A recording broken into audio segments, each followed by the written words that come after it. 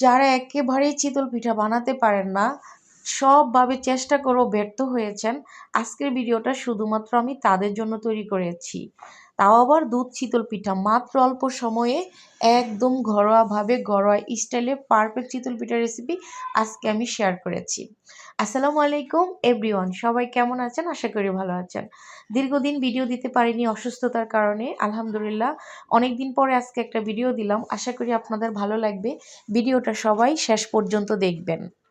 বন্ধুরা, আমি আজকে চিতল পিঠা বানিয়ে দেখাবো। যারা পারেন না তারাও এই রেসিপিটা দেখলে চিতল পিঠা বানাতে ব্যর্থ হবেন না।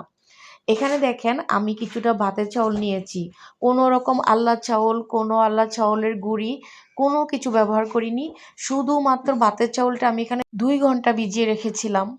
আপনারা কি কেউ জানেন যে ভাতের চাউল দিয়ে এত মজার, এত ঝালিদার ছিদ্রযুক্ত চিতল পিঠা বানানো যায়? অবশ্যই ভিডিওটা শেষ পর্যন্ত দেখবেন। আর এই শীতের মধ্যে, শীত কিন্তু প্রায় শেষ, যাই আছে এই রেসিপি একবার হলো ট্রাই করবেন। আশা করি আপনি আর চিতল পিঠা বানানোর জন্য ইউটিউবে অন্য কোনো ভিডিওর পিছনে ছুটতে হবে না। আমি 2 ঘন্টা এই ভাতের চাউলটা ভিজিয়ে রেখে ভালো করে দিয়ে পরিষ্কার করে নিয়েছি। এখন একটা ব্লেন্ডারের জারে নিয়েছি। চলেন এটাকে সুন্দর মতো 2 মিনিট ব্লেন্ড করে নিব, একদম মিহি একটা পেস্ট করে নিব। চলুন, অবশ্যই ভিডিওটা শুরু থেকে শেষ পর্যন্ত দেখবেন, তা না হলে কিন্তু পিঠা বানানোর ক্ষেত্রে আপনার যে কোনো একটা মিস হয়ে যেতে পারে, তখন কিন্তু আপনার পিঠাটা হবে না। আমি এখানে খুব সুন্দর মতো করে এটাকে ব্লেন্ড করে নিচ্ছি। আমার এই ব্লেন্ডারে এত ভালো কাজ করে, 5 মিনিটের কাজ আমার 2 মিনিটে হয়ে যায়। আমি ঘড়ি ধরা 2 মিনিটের মতো চাউলের এই পেস্টটা তৈরি করে নিব। আমি ভাবলাম অনেকেই চিতল পিঠা বানাতে পারে না, এত সহজ একটা পিঠা বানানো যায়, তাই আমি শেয়ার করে দিলাম আপনাদের সাথে। দেখেন আমার চাউলটা পেস্ট করা হয়ে গিয়েছে। আমি এখানে 1 চামচ পরিমাণ একটু বেকিং সোডা দিয়েছি, আপনারা চাইলে নাও দিতে পারেন। আমি একটু নরম ফুলকো ফুলকো হবে তাই দিয়েছি। আর একটু এখানে কুসুম গরম পানি অ্যাড করছি।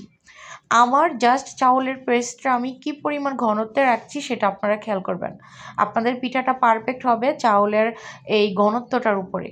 ঠিক বেশি পাতলাও হবে না, বেশি ঘনও হবে না, ঠিক এরকম একটা ব্যাটার তৈরি করে নিব।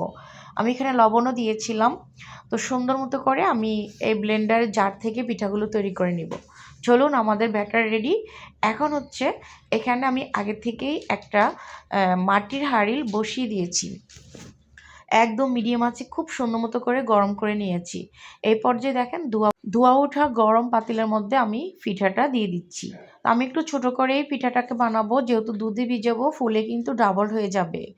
আপনাদেরকে কথা দিচ্ছি আপুরা ভাইয়ারা, যারা পিঠা বানাতে পারেন না, অনেকভাবে চেষ্টা করেও পিঠা সুন্দর জালিদারভাবে তৈরি করতে পারেন না, প্লিজ আমার এই রেসিপি খেয়াল করেন। মাশাআল্লাহ, দেখেন কতটা জালিদার যুক্ত পিঠাগুলো হয়েছে, একদম ফুলকো ফুলকো। যতবার পিঠা দিবেন ততবার খোলাটাকে কোনো একটা পাতলা ভিজা সুতির দানা দিয়ে মুছে দিবেন। আমি আরেকটা পিঠা বানিয়ে আপনাদেরকে দেখাচ্ছি। আর ঢাকনাটাও দিয়ে দিবেন। অনেকে আছে উপর থেকে পানি ছিটিয়ে দেয়, সেগুলো করার কোনো প্রয়োজন নেই। আপনার পিঠার ব্যাটার যদি পারফেক্ট হয়, অবশ্যই পিঠা সুন্দর হবে। মাশাআল্লাহ, দেখেন আমার প্রতিটা পিঠা কতটা সুন্দর হচ্ছে। অবশ্যই রেসিপি আপনারা খেয়াল করবেন।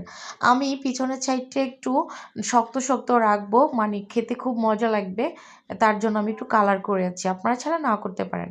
ফাইনালি আমার পিঠাগুলো হয়ে গিয়েছে, আপনারাই দেখে বলেন মাশাআল্লাহ কত সুন্দর জালিযুক্ত চিতল পিঠাগুলো হয়েছে। আর এরকম ছিদ্রওয়ালা পিঠাগুলো বানালে কিন্তু আপনার দুধে ভিজতে কম সময় লাগবে, আর প্রতিটা পিঠার মধ্যে দুধ ঢুকে একদম ফুলকো ফুলকো হয়ে থাকবে, কি যে মজা লাগবে।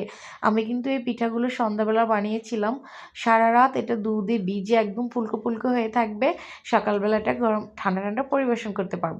ফ্রিজে রাখার কোনো প্রয়োজন নেই, এখনও কিন্তু পরিপূর্ণ গরম আসেনি। তো আপনারা দেখেই বুঝতে পারছেন পিঠাগুলো কতটা সুন্দর হয়েছে। কি দরকার বাজারে কিনা শুকনা চাউলের গুঁড়ির পিছনে গুঁড়ি করার জন্য কষ্ট করে একটু ভাতের চাল ভিজিয়ে পিঠাটা তৈরি করে নিলে কোনো রকমের কোনো ভেজাল নেই। বাসায় যদি মেহমান আসে একটু ভারীও করতে পারেন। আমি আজকে এই ছোলা গুড়টা দিয়ে পিঠাটাকে বানাবো, খুবই মজা। এই ছোলা গুড় দিয়ে পিঠাটা ভিজালে আমি আরও খেয়েছি, তাই স্বাদ পেয়েছি। এই যে দেখেন, ছোলা গুড়টা দিয়ে আমি পিঠাটাকে এখন ভিজাবো। তো চিতল পিঠা দুধে ভিজানোরও কিন্তু একটা টিপস আছে, দেখেন আমি কিভাবে করছি। আমি এই বক্সের মধ্যে পিঠাগুলো ভিজাবো, আপনারা চাইলে অন্য যে কোনো পাত্রে করতে পারেন। তো তো আমি এক এক করে পিঠাগুলোকে সাজিয়ে নিচ্ছি। দেখেন কি সুন্দর লাগতেছে। আর এই পিঠা খেতে এত মজা, বিশ্বাস করেন আপুরা ভাইয়ারা যারা যারা ভিডিওটা দেখছেন প্লিজ শেয়ার করে দিবেন। সবাই যেন এই শীতে মজাদার এই পিঠাটা যারা এখনও ট্রাই করেনি যেন করতে পারে পারফেক্টভাবে। তো আমি পিঠাগুলো খুব সুন্দর মতো করে সাজিয়ে দিয়েছি। এখন হচ্ছে আমি এখানে উপর দিয়ে গুড় দিয়ে দিব। এই পিঠা ছোটরা বড়রা সবাই খেতে খুব পছন্দ করে। আমার বাসায় তো আমার হাজব্যান্ড, আমি, আমার বাচ্চারা খুবই মজা করে পিঠাটা খাই। তো আমি পরিমাণ মতো গুড় দিয়ে দিয়েছি। আপনারা আপনাদের স্বাদ অনুযায়ী মিষ্টিটা দিবেন, যে যেমন পছন্দ করেন। একটু ঝাঁকিয়ে নিয়ে সব সাইডে গুড়টাকে ঢুকিয়ে দিয়েছি দেখেন। তো এ পর্যায়ে আমি এখানে গরম দুধ দিয়ে দিব। গুড়টা কিন্তু বেশি গরম দেওয়া যাবে না, জাস্ট জাল করে দুধটাকে তুলে রাখবেন চুলা থেকে, 2 মিনিট পর ঠান্ডা করে তারপর দুধটাকে দিবেন। একেবারেই গরম দুধ দিলে আপনার গুড়টা কিন্তু ফেটে যাবে, ছানা ছানা হয়ে যাবে, তখন দেখতে খেতে ভালো লাগবে না। তো মাশাআল্লাহ কতটা সুন্দর আর লোভনীয় লাগতেছে। আমি হচ্ছে এটাকে একটু জাকিয়ে নিচ্ছি।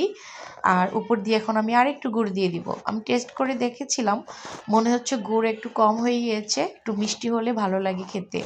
এটা কিন্তু অরিজিনাল খেজুরের গুড়, তাই এই পিঠার টেস্টটা অনেক বেশি মজা হয়। তো আমি যেভাবে দেখিয়েছি ইনশাল্লাহ একবার হলো আপনারা এটা এই শীতে ট্রাই করবেন, বাসার সবাইকে খাওয়াবেন, আপনার প্রশংসা করতে বাধ্য হবে, এমনকি কয়েকদিন পর পর বানিয়ে দিতে বলবে। তো আমি খুব সুন্দর মতো করে দুধের মধ্যে পিঠাগুলোকে ভিজিয়ে দিচ্ছি দেখেন। আর এভাবে করে একটু ভিজিয়ে দিলে প্রতিটা দুধে পিঠাগুলো ভিজবে। আমি হচ্ছে এখন এটাকে সুন্দর মতো করে ঢাকনা দিয়ে রেখে দিব সারা রাতের জন্য। সকালবেলা আপনাদেরকে দেখাবো যে পিঠাটা কতটা সুন্দর হয়েছে, একদম লোভনীয় ফুলকো ফুলকো হয়েছে দেখাবো। এখন ঢাকনাটা লাগিয়ে এটাকে আমি রেখে দিব। ফিরে আসলাম সকালবেলা দেখেন মাশাআল্লাহ আমার প্রতিটা পিঠা একদম ফুলকো ফুলকো হয়ে গেছে, ডাবল হয়ে গিয়েছে, আর কতটা নরম এবং স্পঞ্জি হয়েছে আমি আপনাদেরকে একটা পরিবেশন করে দেখাচ্ছি। আমার ছেলেরা তো খাওয়ার জন্য খুবই এক্সাইটেড। আমি রাতে যখন বানিয়েছিলাম তখন ওদেরকে দেইনি, কারণ ভিতরে যখন দুধ প্রবেশ করবে তখন খেতে খুবই মজা হবে। তো দেখেন, আর এটা এতটাই জালিযুক্ত পিঠা, আপনি সাথে সাথে দুধে ভিজিয়েও কিন্তু পরিবেশন করতে পারেন, কিন্তু যেটার যে নিয়ম আমার কাছে মনে হয় কিছুক্ষণ রেখে দিলে ভালো হয়, তাই আমি রেখে দিয়ে সবসময় পরিবেশন করি। তো ভিডিওটা সবাই শেয়ার করে দিবেন, আশা করি সবার উপকারে আসবে। যারা পারফেক্ট গুড়ি তৈরি করে পিঠা বানাতে পারেন না তাদের উপকারে অবশ্যই আসবে। অবশ্যই ভিডিওটা শেয়ার করে দিবেন।